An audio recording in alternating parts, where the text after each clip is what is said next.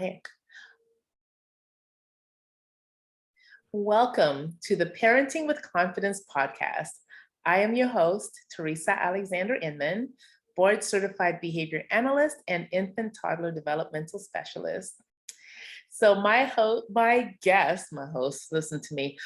guest again today is certified trauma and resilience practitioner in education with 22 years of training in special ed, 22 years of experience in special ed, my friend, Suzanne Kramer. It sounds so impressive when you say it that way. It is impressive. Thank you again for joining me, Suzanne, because I wanted to continue our conversation on trauma and how it affects children and what parents can do, because I hate to leave something without an action. So exactly. I know we didn't give an action the last time because of time.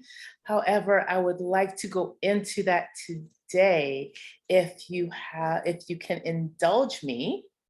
Okay. Oh, of course.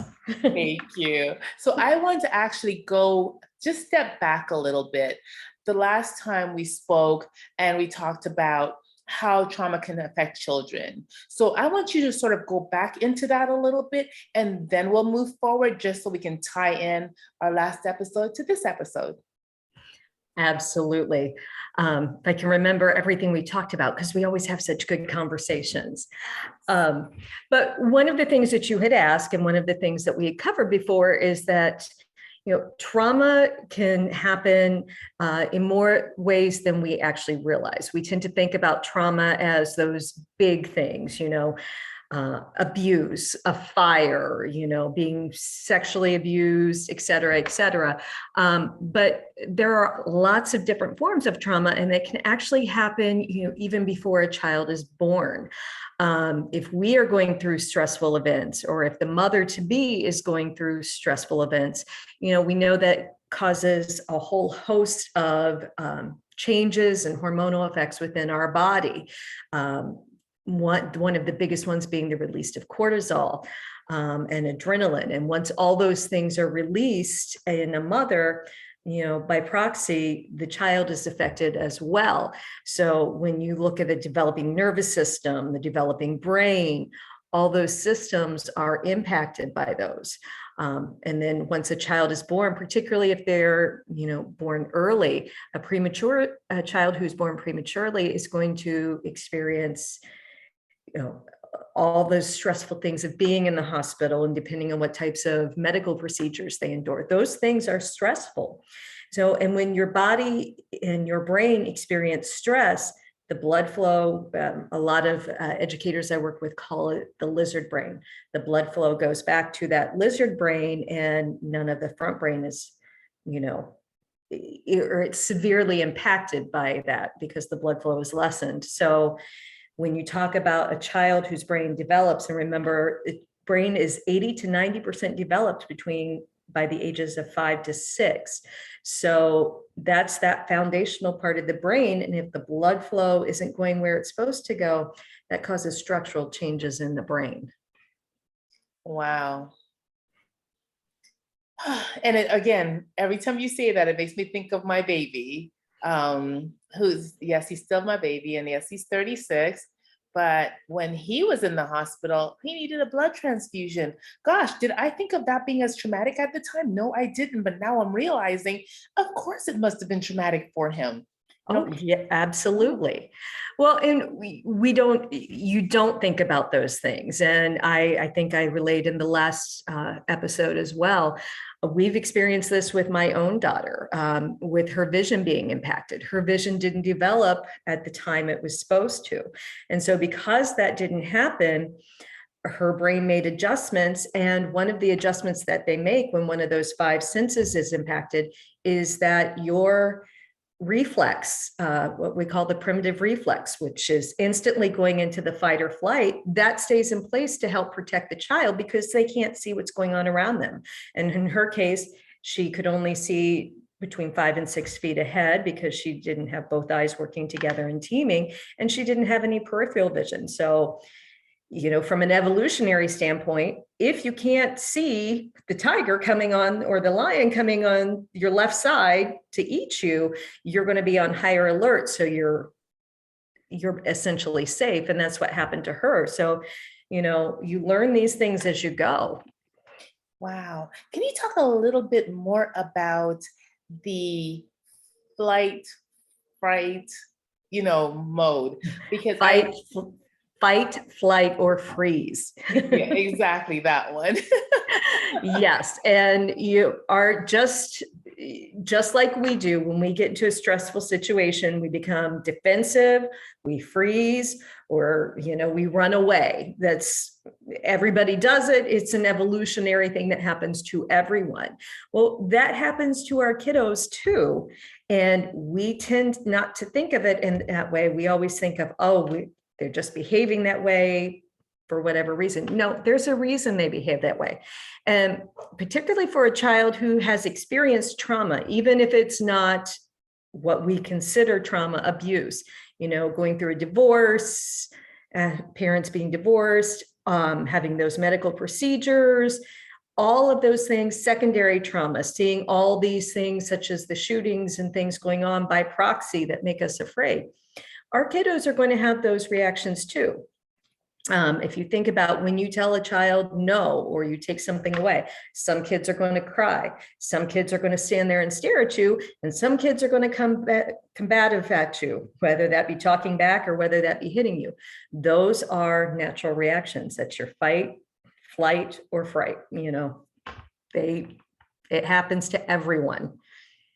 Yes. And actually what I've heard, and correct me if I'm wrong, with respect to trauma, children who've experienced trauma, that is always activated. Like they don't even get to the prefrontal cortex because their lizard brain, as you call it, is always activated. So it makes it difficult for them to learn and to acquire skills.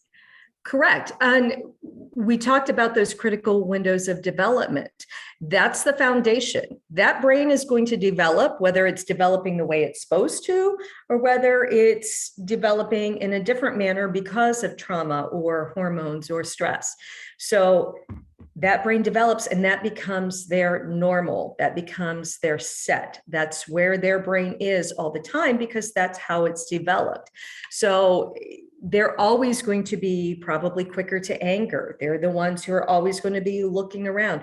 They're the ones who are not going to be able to sit still.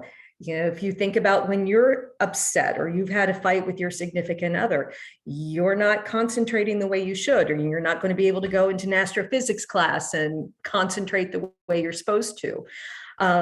The same thing happens for our children. And yet we expect them to go in and sit down and be quiet and listen to your ABCs and read and all those things that we do in kindergarten when they're like this all day long.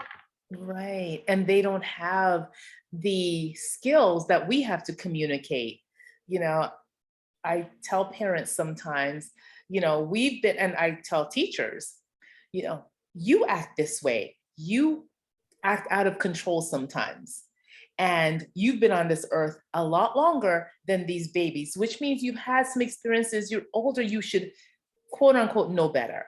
Absolutely. And the babies don't have the skills, but we expect them, like you said, to sit. Because honestly, that's one of my pet peeves in kindergarten, having children sit crisscross applesauce for half an hour in front of the classroom. For me, that is so, I don't know. I don't like it. It feels like torture to me anyway. Yes, it is. And, on a side note, which is a whole, probably another podcast somewhere, sitting crisscross applesauce, your body has to actually do a lot of very complex physical motions to do that. And there's a lot of balance. And if you've experienced, some type of trauma, or you haven't developed those things, that is even harder for you to do. So there's a whole host of things that are stacked against some of these kiddos from the get-go, and it makes it really hard.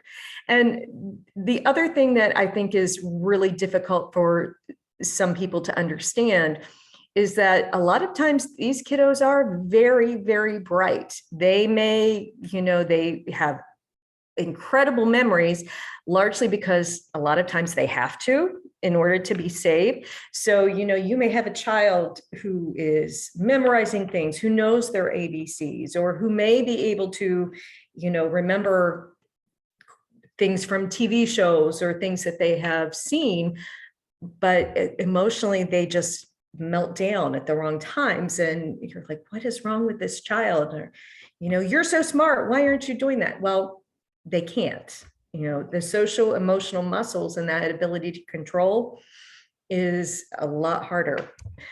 Yes, it is. And it's funny that you say that. I recently read a book. I've started to read it. I'm not finished yet, on trauma. And it was written by, oh gosh, Dr. I can't remember his name, and Oprah Winfrey. Of course, I'll remember Oprah. But it's called What Happened to You? Because instead of asking what's wrong with you, correct, what happened to you? And I thought, that is so deep. Like, wording is so important, because I remember when we had a foster child for a little bit, and one day, and honestly, I was exhausted, and he did something, and I went up to him and I was like, "What's wrong with you?" And then I said, "Oh, baby, I am so sorry. I apologize," because I caught myself immediately, and I was just like, "I am so sorry. Please forgive me." And then I asked him, "Why did you do that?" And he said, "Because something's wrong with me." And I was just like, "No, nothing's wrong with you." And it just hit me so hard, because I I know better, right? I work with children. You would think, but I'm human. We're all human. And, we've all had those moments. I know I have, when you wrestle with yourself, like, really, how bad would it be to give them a cookie? No, stop. We Right. all have those moments. Some of the best advice that I ever got from a colleague of mine I worked with is that there are going to be days you can't follow through because you've had a really crappy day at work or you're tired. That's okay. You tell your child, you know what, this isn't how we usually do things, because it's a special day, and you move on and you start again tomorrow, because tomorrow is another day. That's right. And another really good way to phrase that when you have your child, what were you thinking when you did that? What was going through your head when you did that? Because 9 times out of 10, they have a reason and a thought process, even though it's not what we would do. And that helps let you know where they are, and then you can correct it in a better manner. Absolutely. And I just want to add, though, don't ask them that while they're in the middle of a tantrum. Wait till they're calm, because that lizard brain that Suzanne talked about, when it's activated, nobody's thinking. So No, please never try to have a conversation with your child when they are having a tantrum, when they are triggered. Wait until they're calm. Also, can I add, wait until you're calm as well, because then you're thinking too. absolutely. I'm going to move while we're doing this. You can see my wonderful messy house, because my battery is starting to get low and I need to go plug in. So I'm going to walk and talk. And Okay, hopefully I that's can fine. do 2 things at once. And that's all good. You know what? This is real life. And because I don't edit, I don't know anything about editing. I don't edit. And this will just be like, hey, life happens. Life does happen, and it's okay. We adjust and we move on. Amen. All right. So if we can go on then to, what can parents do? What can we do? What tips can we give parents to help them help their child? Because they're like pulling their hair out and don't know what to do. They're frustrated, they're hurting, they're in trauma right now. So what can we do to help them? Absolutely. A lot, the biggest thing you can do as a parent is to have your child practice those social emotional skills, like waiting, having them engage, have them work on things that are hard, have them work on things that are challenging, and have them communicate what they want. One thing, as a parent, we're all guilty of, to be perfectly honest, is we anticipate our child's needs. We know when, it's 3 o'clock, they're getting tired, or, it's 4 o'clock, they're getting hungry, they need a snack. We just give those things because that's what we do. And that is being a good parent. However, when you do that and your child never has to recognize their own hunger, they never have to ask for those things, they never have to ask for help, and then they have a very quick trigger to anger anyways, then you put them in a classroom where all of a sudden they have to wait. They have to ask for what they need. They have to recognize when they're hungry. And then you're learning things that are really, really hard. And there's all these other kids in your space too. You've really set them up for failure. Yes. To be Thank perfectly you honest. for saying that. Because I worked with a 14-year-old who did not know how to, like, he did not know how to ask for something to eat. So he would have a tantrum, which meant something was torn across the room. You know, there was a lot of, you know, physical aggression and screaming and yelling because he had no idea how to connect that feeling with requesting food. So I worked with him on that to help address that, because mom, you know, she's a cute little thing, and he got to, you know, he was quite tall, quite big for his age, and it was very uncomfortable for her. She was fearing for her safety and his safety when he got upset. So she made sure that every 2 hours he had something to eat, which didn't help him in acquiring the skill. But listen, mom did the best she could in the moment. And, you know, I tell people if it was easy, I wouldn't have a job. So I went in and did my job. Yes.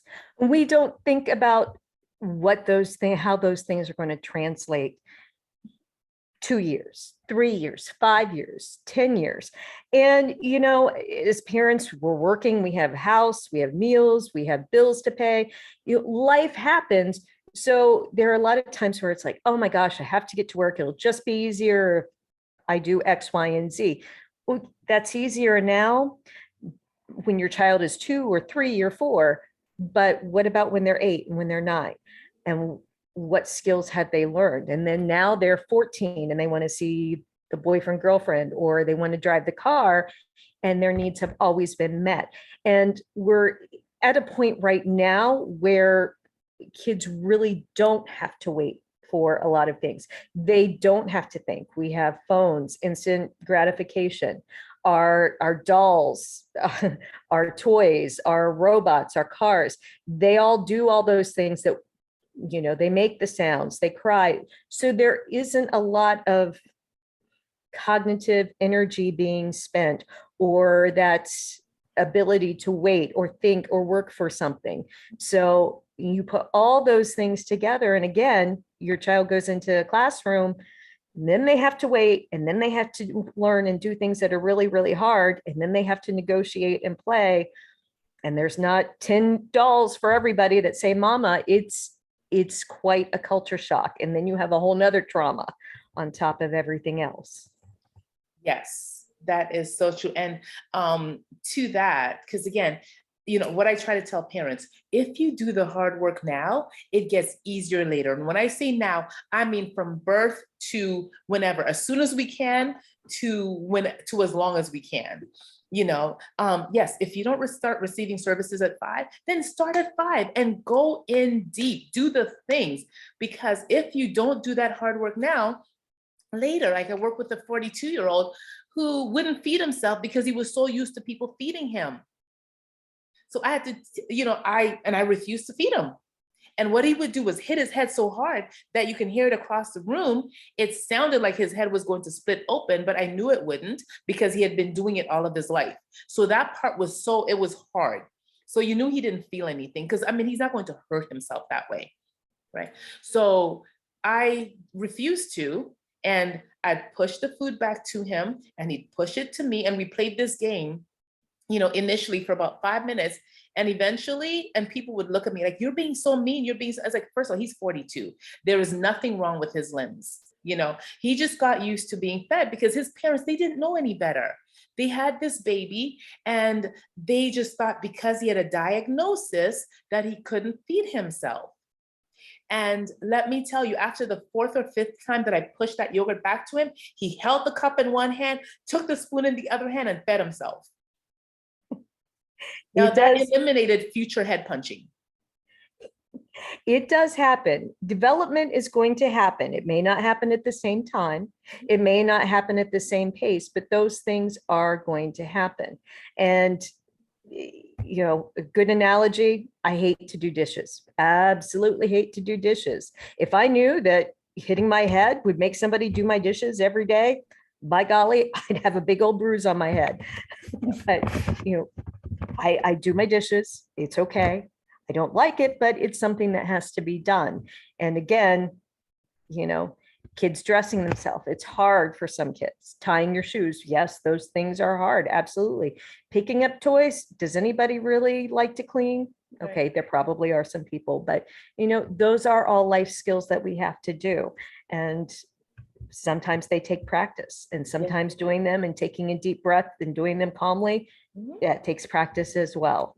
Absolutely. And I'm going to give you another example, because the little guy who we fostered, one day he was putting on a tank top because it was a little cool outside. And I said, okay, put the tank top on first and then put your clothes over.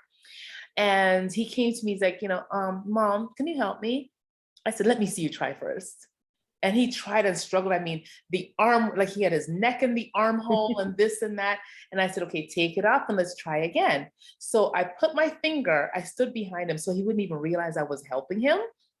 So I just held one part with my finger just to guide it so he put it over his head. And he did it. And I was like, look at you, you did it. He felt so proud. I mean, that feeling was just like, whoa. And then it became a game. Every time he went to put his, a tank top on, Mom, can you help me? I said, let me see. I said, you're a problem solver. Let me see you do it. And he did. Now, let me tell you, 2 days later, I was driving him to the daycare and he sat at the back of the vehicle and he was like, Mom. I said, what's up, baby? He said, I just learned to tie my shoelaces. He sat there. So because he had solved this one problem and I referred to him as a problem solver, it gave him the confidence, right, to continue to try and do something that was difficult. In his head, he knew the techniques, but he could never coordinate his hands to, and his brain to do that. But he sat there in the back of that vehicle and he tried and he tried. I didn't have any idea what he was doing because when I looked back at him, I saw his face. I had no idea he was working at his shoelaces and he did it. And let me tell you, he was the proudest ever. And so because of that, I actually had him help another young man learn to tie his shoelaces. Because just to help him, give him that extra boost. It's like, oh, now he's helping. He was 5 at the time.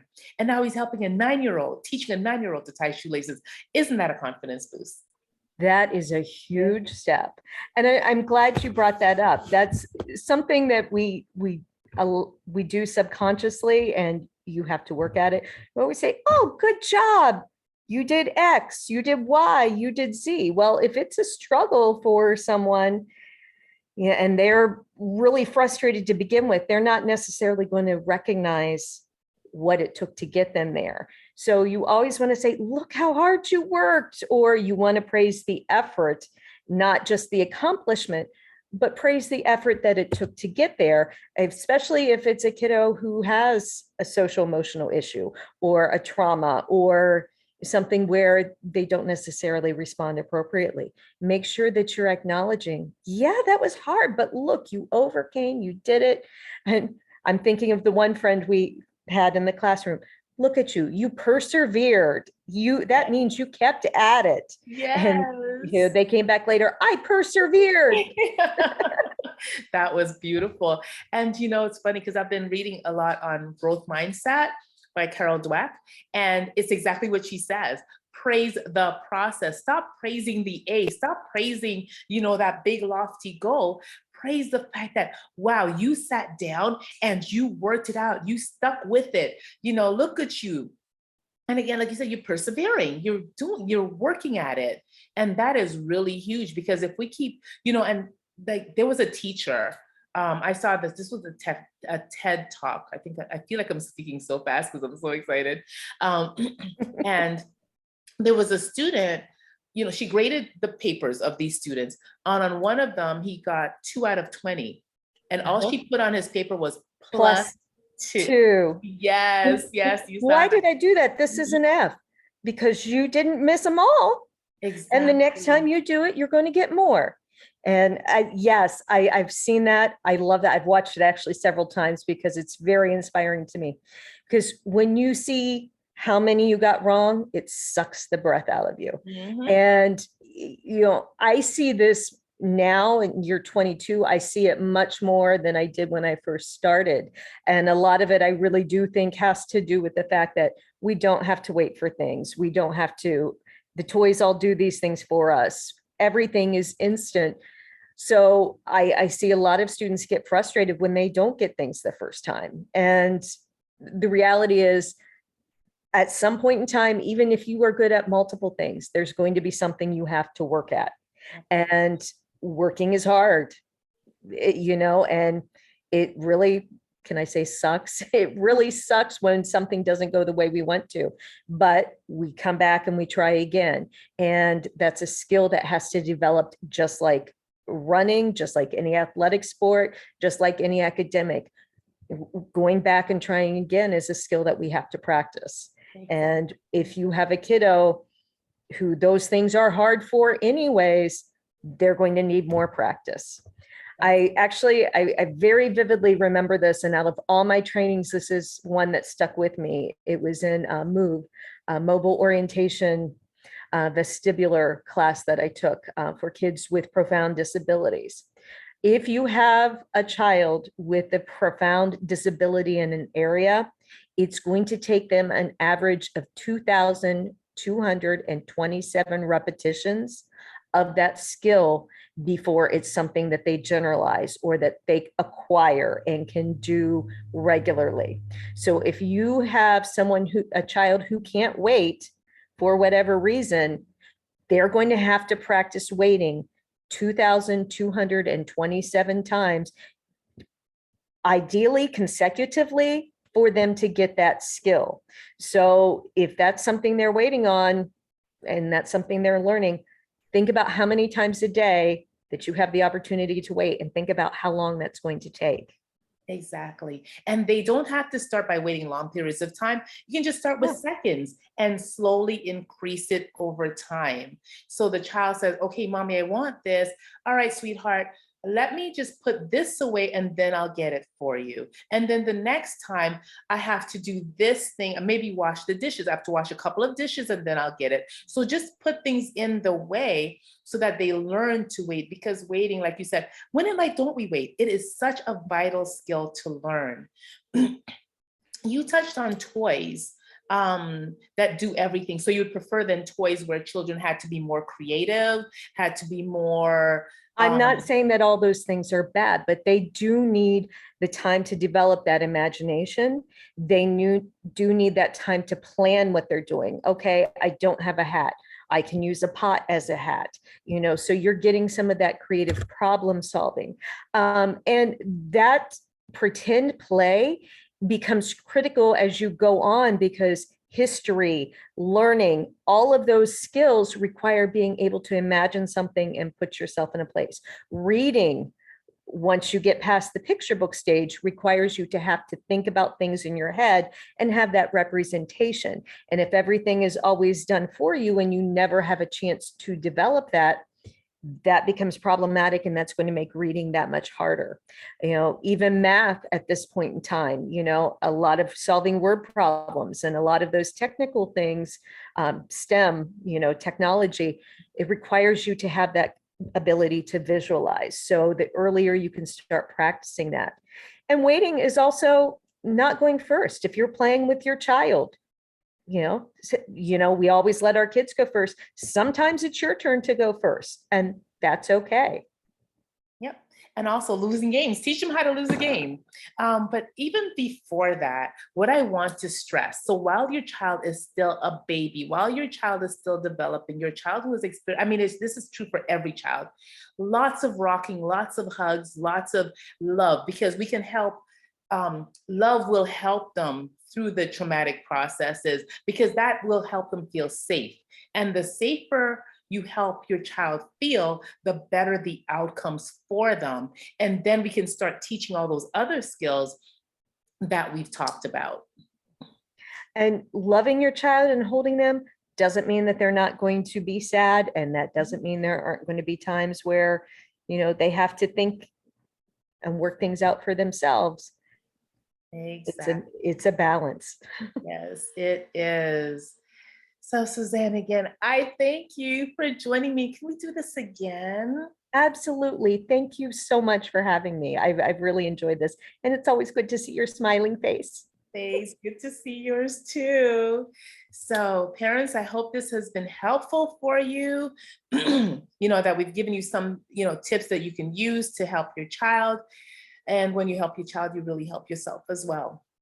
Okay, so I'm just going to leave you with please take care of yourself so that you can better show up for your child and be able to parent with confidence.